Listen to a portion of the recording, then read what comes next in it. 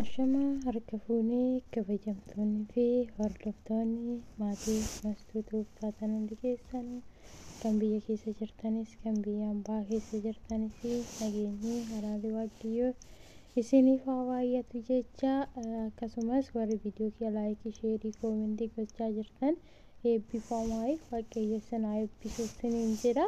Akkasumas viidiyoo kana ammallee laayikii sheerii koomentii gochuu hin dagatinaa.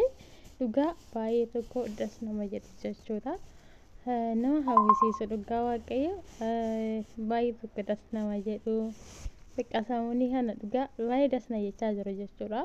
Dhugaa beekan humna ol badaam das ilaalu waaqayyo akkanumatti jaalala kana walirratti isin irratti yaa irraanfatu akkanumatti umurii dheeraa waliin isin haa jiraachisu baay'ee namatti toltu.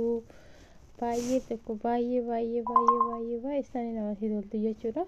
Jajjabaadhaa waaqayyo isin haa jajjabeessu waaqayyo akkanumatti umurii dheeraa waliin isin haa jiraachisu isiniin jennee jirra.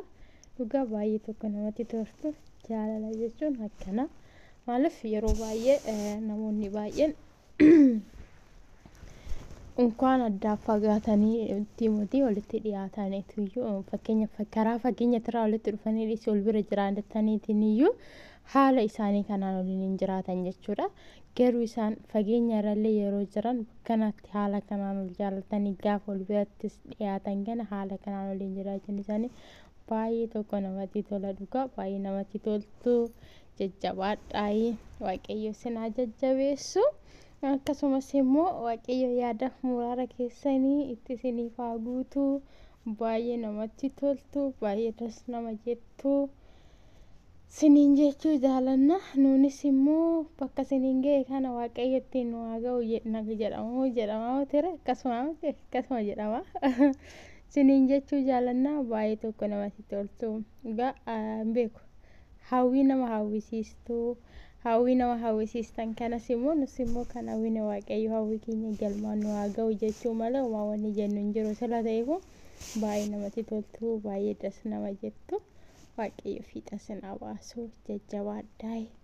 Jidduu keessan keessaa waaqayyo nama badaa jidduu keessan keessaa haa balleessu akkanumatti jaalala keessan walirra isin haa bulchu kan ittiin walumaan umurii dheeraa ittiin jiraattan waaqayyo isin haa taasisu jajjabaadhaa.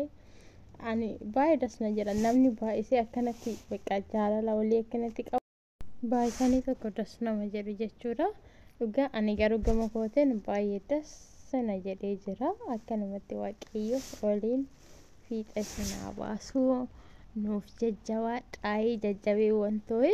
Akkasuma dammoo warroota akka keessaniitti jaalala irra jiran fakkeenyaaf karaa fageenyaan walirraa jiraniif dammoo waaqayyo akka nuyi gammanne kanatti isinis gammadaa jedhaatu gammachuu keessan kana obboleewwan keessaniif obboleewwan keenya yooman shamarreen takka yooman galee hiriyaa koo arga jettee hawwii bara dheeraa qabdu yookiin inni hiriyaan tokko immoo yooman hiriyaatu arga jedhee hawwii guddaa ishiidhaaf qabu san hawwii bara dheeraa isaa san ishii yooman hiriyaatu argaa jedhee hawwisan isaaf immoo sen akka nuyi obsa godhannee ol argine kanatti isinis immoo obsa godhattanii ol argitanii akka waliin jiraattan waaqayyo isiniif haa eeyyamu jedhaatu.